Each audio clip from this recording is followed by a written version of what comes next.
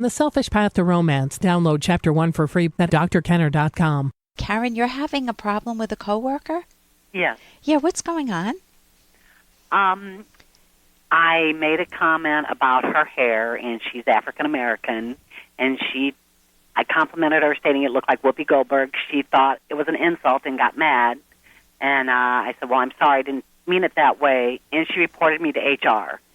So I have a conference call with HR tomorrow, and I'm worried because several people had just got let go 2 weeks ago in our office, and I got saved.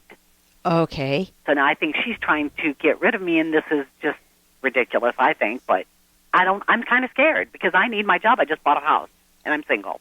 Okay. And if you feel you're being framed by her over a nothing comment about the hair, and if you told, what if someone came up to me and said, Ellen, your hair looks like, my hair is now completely straight, but it used to be all frizzy. Your hair looks like the woman on Saturday Night Live. What was it, Gilda Radner? Oh, yeah. You know, what am I going to do? Turn you into HR? Or what if we were different skin colors or something? You know, what you can do is engage HR's cooperation. If I'm in your situation and you're HR, what would you say to me? What are you anticipating they'll say to you? I think she's going to ask me, what comments did you say to this young lady that made her so mad? She felt that you were being racist. Yes. That's what I think that this is going to come to. You know something? Yes, I understand that. And my jaw dropped when that happened, when she took it that way. I was saying it as a compliment, and I am dumbfounded. And I would love your help in knowing how to handle the situation. Okay. What you're doing is you're trying to engage their cooperation. You're trying to help them to see that you didn't mean it at all, and you can't control how HR is going to respond. What do you think they'll say?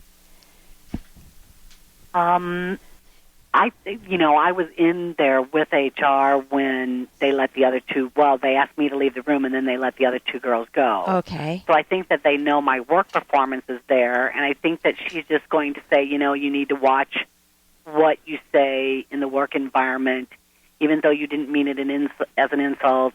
Apparently she perceived it in a different way than you intended it to be. Yeah, and I'm a bit concerned. I'm still in role play with you. I'm a bit concerned because it seems like I don't know whether she was just overly sensitive to this, or whether the idea that people are being let go is getting to people in the office, and if she had a different motive. I don't know what's going on, but that scares me. And if you have any tips on how to work with her so we can have a collaborative atmosphere in there, given the current situation, I'm open to hearing anything you can tell me. Okay. I wanted to kind of, I just found out, too, that somebody reported her to her boss. Then she also called a manager of someone else that sits next to me, and then she reported me to HR. Okay. So this is a role that I don't know if she's trying to get back because she got in trouble. Yeah. I mean, I don't know. I understand what you're saying. Try to put it back on HR. Well, it's not putting it back on HR. It's that you are in an innocent situation, and you're wanting to not. Sometimes the best people, the people who will make an innocent comment, and somebody takes it in a way that you never anticipated, and it throws you for a loop because you never meant it that way. Sometimes you don't know how to handle it, and you want to work with the people who are HR, that's what human resources is supposed to do, on what is the best way to handle this. What if HR comes back and it's made up stuff, like it's nothing to do with the hair situation? What would he give me an example? Hey, I got to interrupt this because we've got to pay some bills. 30 seconds, that's it. a very quick ad, and then Ellen will be back. Do you ever feel overlooked in your romantic relationships? Well, when it comes to love, sometimes it's good to be selfish. Find out why in the provocative book, The Selfish Path to Romance. Being selfish means valuing yourself, so your partner will value you. Discover the secrets to keeping yourself front and center in your relationship and building a romance that will last. Find The Selfish Path to Romance by Drs. Ellen Kenner and Edwin Locke on Amazon or at selfishromance.com. That's The Selfish Path to Romance on Amazon or selfishromance.com. What if HR comes back and it's made up stuff, like it's nothing to do with the hair situation? What would he give me an example? Well, I'm just saying, what if she's crying racist in another form? I don't know. There was another gal that was very complaining about something in the work office that day, and I'm thinking that she overheard her and mistakenly is saying that I said things, and it wasn't me. But I really just don't want to get in the mix of that. It's none of my business. Everything what you're telling me right now, Karen, is perfect. This is the perfect conversation to have with HR. That I'm concerned. I know she got reported to her boss prior to calling me. Mm-hmm. You're giving them the context. You have more data. As long as you're not lying, as long as you're not making it up, you say, listen, I know that she got reported to her boss before she reported me. I know that somebody else made a comment in the office that was a little off color, and I don't know, maybe it was getting to her, and when I made the comment, she might not have seen it as the compliment, and I don't want to get in this mix. That's what you're saying. You come across as such a decent person. Okay. I am. I just don't. I want my job. I love my job, actually. And let them know that. And I just don't want to play these childish games. I really don't. Right. And you didn't play any game. No, I feel that I didn't at all. So I was very sincere about what I said. So you can say, but even just telling me that, like already, if I were HR listening to you, I would say, I want to watch this other woman closely. I don't want her to be able to harm any of our good employees by making brush fires on the side that have nothing to do with business, with the job. Okay, I'm just trying to figure out how to deal with. I don't know what's going to come at me tomorrow. I have no idea. So yeah. Well, I'm just speculating that it could be a tall tale.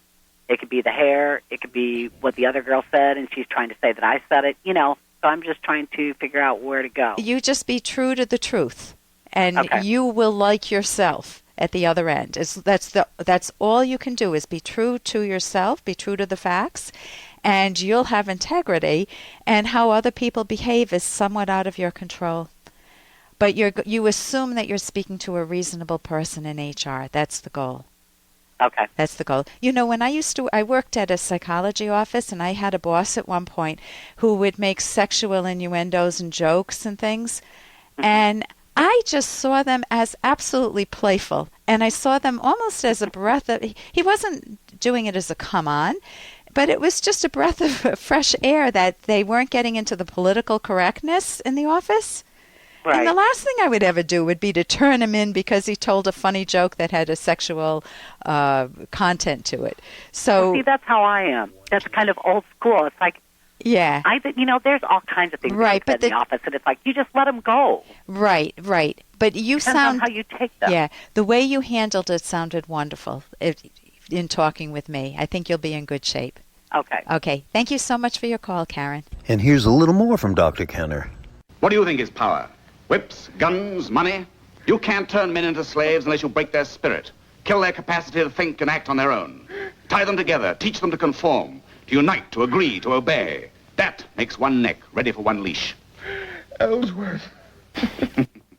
And that is the villain in The Fountainhead, a fabulous book if you don't ever want to be taken in by this type of a person who wants to control your mind, whether it's an abusive spouse who tells you what to do, when to do, who tries to isolate you, who humiliates you, who tries to break your spirit, or whether it's a politician who tells you that he calls the shots, that you have to listen to what he says, that his actions, that his thoughts control your brain, your mind. You want to guard yourself against it, and I can't recommend a better book than Ayn Rand's, actually her two books, but The Fountainhead and Atlas Shrugged. They are my favorite books, and her name is Aynrand. You can go to my website, drkenner.com, and check them out. They're very, very popular. For more Dr. Kenner podcast, go to drkenner.com and please listen to this ad. Here's an excerpt from The Selfish Path to Romance, the Serious Romance Guidebook by clinical psychologist Dr. Ellen Kenner and co-author Dr. Edwin Locke, who's world famous for his theories in goal setting. An important personality trait valuable in romance is genuineness. Have you ever dated someone and thought to yourself, what a phony? When evaluating a potential partner, ask yourself if the person is trying to play a role, or are they just themselves? Role-playing stems from insecurity, and its goal is to make an impression, usually for the purpose of boosting the illusion of self-esteem. People who are genuine are far more likely to have authentic love relationships than those who are always playing a role. You can download Chapter 1 for free by going to drkenner.com, and you can buy The Selfish Path to Romance at amazon.com.